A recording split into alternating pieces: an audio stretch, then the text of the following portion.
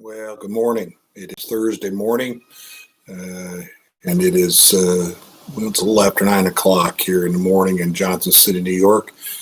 We're going to, they say, maybe get some rain today, but it's cooled off for the last couple of days. Humidity seems to have dropped. Some beautiful, cool breeze blowing, and just a lovely, lovely morning here today.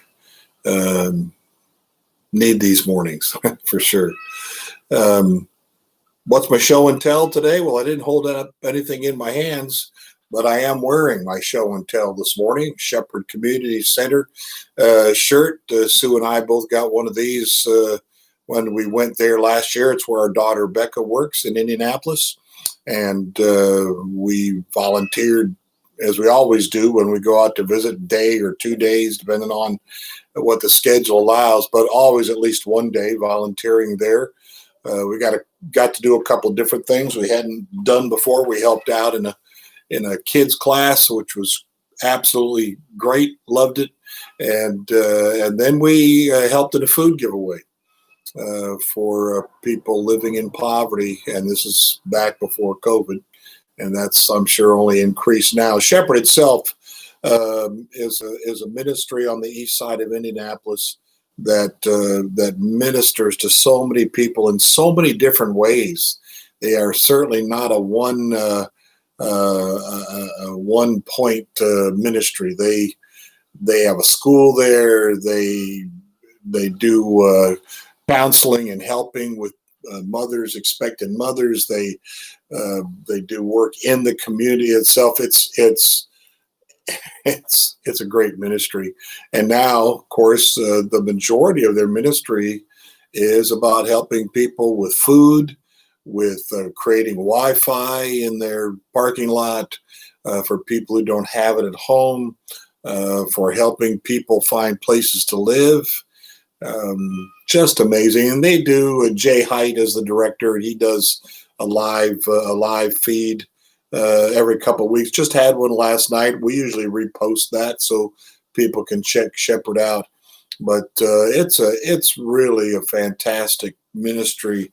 And if you are, I think I only really know Becca in Indianapolis, but if you're in Indianapolis and you're looking for a place to serve, minister, check out Shepherd. Their motto is breaking the cycle of poverty and I should remember their zip code, but I don't, 46201. I don't know, that sticks in my head. Not sure if that's it or not, but great ministry. Pray for them in these times, and ministries like them that are on the front lines trying to help the least of these, which is just exactly what Jesus would be doing for sure. And Shepherd Community Center on the east side of Indianapolis. That's my show and tell for today. Today's meditation from our Bob Goff book. He starts with Philippians chapter 2, verse 3. Do nothing out of selfish ambition or vain conceit. Rather, in humility, value others above yourselves. And of course, from there, he'll give us the example that Jesus set. When I was in college, I started paying attention to the people who lived like Jesus. I wanted to figure out what made them different and set them apart from everyone else. It quickly became clear that one of the qualities they all shared was this: they were humble. They didn't seem too concerned about what other people thought of them. They were too busy thinking about other people. We often think humility means being down on ourselves. You know, the people who brush off compliments with self-effacing barbs. We think humility is the opposite of the guy at the gym who stares at his flexed muscles in the mirror. I would not know anything about that. We know humility doesn't brag or name drop, but we mistake being humble for becoming wallflowers. Humility doesn't insist we hide or make ourselves look small. Humble people aren't concerned with seem seeming less important. They just don't think about themselves much at all. God said humble people consider others more significant than themselves. Considering others means thinking about them, praying for them, doing the unlikely acts of love with no expectation of reciprocation. Considering others means taking all the time we obsess about how much people like us or how much we wish they did, and thinking instead about who in our lives might need another friend just like us. God delights in humble people because they continue the work Jesus started in the world. Humble people pray for God to open their eyes to the pain of people around them. They give in secret without a second thought. They don't keep track of all the good they've done. It's these kinds of humble people who dazzle God. What have you done out of humility in this past week? What did you do that was significant for someone else? A good deed. I don't know, it's hard to think of a whole list of things that we could put in that category, but something of significance that you did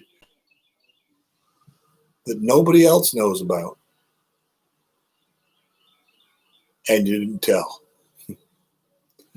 And you didn't tell. That's the key for me. When I hear a person's conversation is always filled with themselves and who they are and what they've done, and like to parade the list of the names of people they know, they look like they are being really involved in ministry.